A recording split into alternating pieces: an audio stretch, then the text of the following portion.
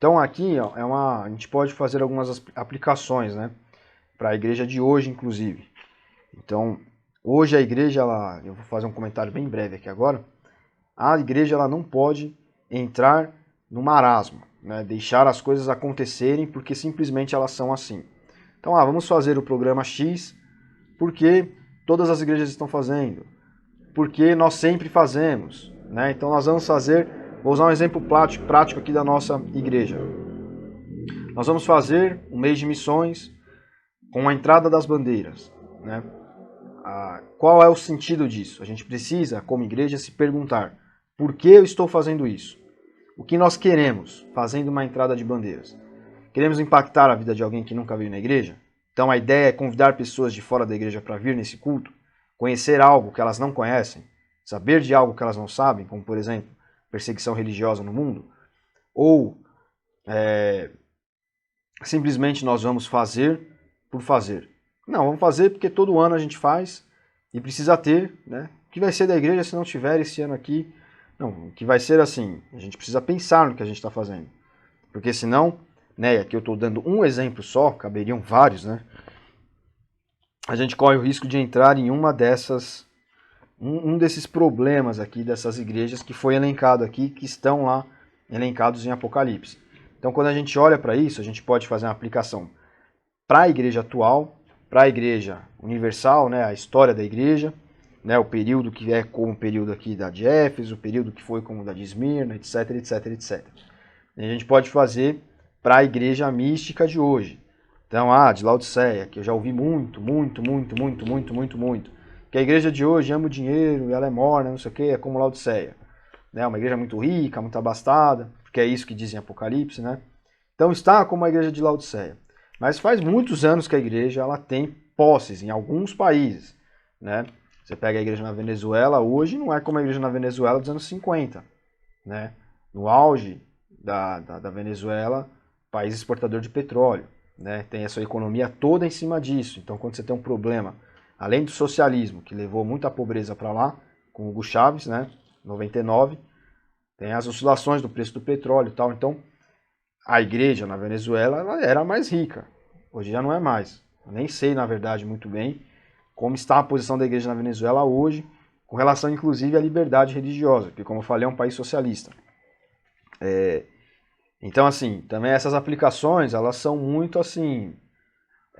quando se faz uma aplicação como essa que eu estou usando aqui, a igreja é muito rica hoje no mundo, ela é igual a Laodiceia. Depende, né? A igreja na China não é assim, a igreja na Coreia do Norte não é assim, a igreja em Cuba não é assim, né? Em vários países africanos não é assim. Então,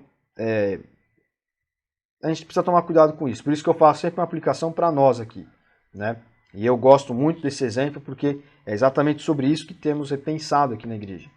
Por que nós fazemos as coisas, né? Então, por exemplo, estamos fazendo um bazar nesse período aqui, agora, dia 15, 17 de junho, é um período em que nós temos um bazar em atividade aqui na igreja. Esse bazar, ele tem uma das funções dele é levantar verba, né, levantarmos verba para enviar para o campo missionário, para os missionários que estão fora do Brasil, etc. Mas também tem a intenção de apresentar a igreja para alguém que não conhece, para aproximar a comunidade da igreja.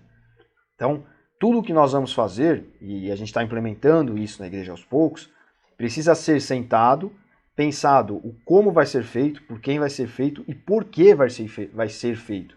Porque se a gente não encontra a finalidade básica da igreja, que é propagar o evangelho naquele programa, naquela atividade, é melhor que ela seja repensada ou não seja nem feita.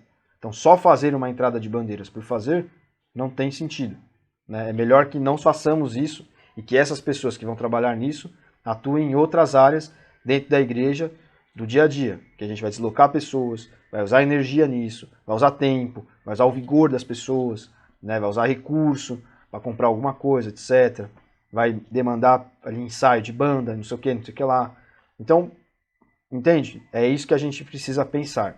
Então, com base numa reflexão como essa aqui que é feita de igreja a igreja ali no Apocalipse, a gente repensa também o porquê nós estamos fazendo as coisas. E se o objetivo último daquilo é levar o evangelho a alguém. Mesmo que a gente chame a pessoa para dentro da igreja para assistir uma apresentação.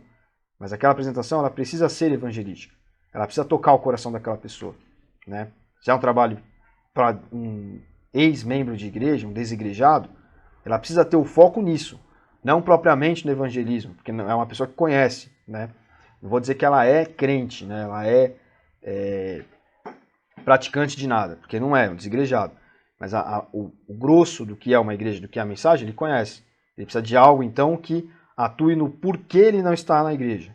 Quais são os traumas dele, quais são os problemas dele que o levam a querer se manter afastado da igreja. Entendeu? Então é isso que a igreja precisa trabalhar em todas as suas atividades, mesmo nas corriqueiras, né? Então a gente tem o louvor, por exemplo. O louvor precisa comunicar algo para as pessoas que estão ali.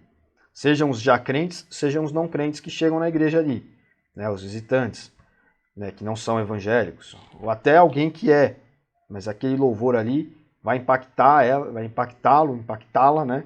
De uma forma diferente, né? A pregação em si, ela precisa ser feita para crente e para não crente. Ela precisa sempre fechar a sua ideia em Jesus, na figura de Jesus, porque ele é a figura central, né? Então eu vou falar de Salmos, legal, vou pregar em cima de Salmos, mas isso precisa ser conectado a Jesus, a obra dele, e ser finalizado nisso. E precisa ser instrução para quem já é da fé, e precisa ser evangelístico para quem não é da fé. Isso é dificílimo de fazer, né? Parece simples, mas não é. Então demanda, além de uma prática, toda uma mudança de mentalidade sobre como as coisas são feitas na igreja. Então a igreja que entra, o que eu vejo da igreja morna, por exemplo? A igreja morna é a igreja que entra nessa dinâmica. Não, nós sempre fazemos assim, nós vamos fazer desse jeito. Tal mês do ano tem tal programa, então nós vamos fazer esse programa. E esse não é o caminho, né? Então, quando a gente fala de avivamento, o que eu falei no começo? Que avivamento é o impulso que leva a pessoa a fazer as coisas. E é o que o pastor Enéas fala. É esse impulso, é esse vigor que o Espírito te dá para que você faça coisas que transmitam Cristo na sua vida. Dentro da igreja, né, para que você viva Cristo fora da igreja, de acordo com aquilo que o Espírito Santo te conduz a fazer, não com que as pessoas olham e falam, né, crente faz isso, não faz aquilo. Como a gente está cansado de falar até já nos evangelhos diários da nossa igreja, né, a gente bate muito nisso, questão do moralismo, do legalismo, porque isso está errado, isso é um problema da igreja, né? Também da igreja de uma maneira geral, né? Não estou falando da nossa aqui só. Então, assim, eu enxergo a igreja morna dessa forma, né? E quando nós falamos de avivamento, novamente, para fechar esse comentário, o avivamento é isso. De acordo com o que o pastor Enéas, inclusive, fala nos livros dele, né? Existe o elemento místico, de falar em línguas, etc. Existe, né? Ninguém é contra isso. Só que o principal é o ímpeto. É um ímpeto que você ganha, que é o Espírito que te dá. É uma coisa que ela é sobrenatural. Então você tem o ímpeto, o ânimo de fazer as coisas para Deus, de viver uma vida para Deus. Esse é o avivamento real, né? Porque muita gente tem um avivamento lá de ter uma revelação, de qualquer coisa, e aquilo é como uma montanha-russa, passa, acabou, e são momentos místicos que as pessoas têm num culto, ou ambientes que a pessoa consagra como sendo místicos, como um monte. Não, vamos subir um monte, uma vigília, nós vamos fazer uma vigília, né? Não é isso em si que traz avivamento. Traz avivamento é o Espírito Santo, e o avivamento pode acontecer você sozinho no seu quarto, você orando com a sua família, você orando com sua esposa, com seu esposo, enfim, né? Não precisa ser num monte. Não existe culto da busca do Espírito Santo.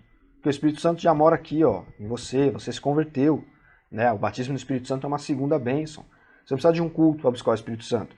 Você precisa ter fé e orar a Deus, que Ele te deu o Espírito Santo, o batismo, que Ele te deu o ímpeto dele, o Espírito Santo atue através de você, né? Nós somos protestantes, nós acreditamos que não existe só a fé, né? Só a fé, só a graça, né? Só a Escritura. Então, a nossa característica histórica é a de que não existem barreiras, né? Somente a fé me liga a Deus.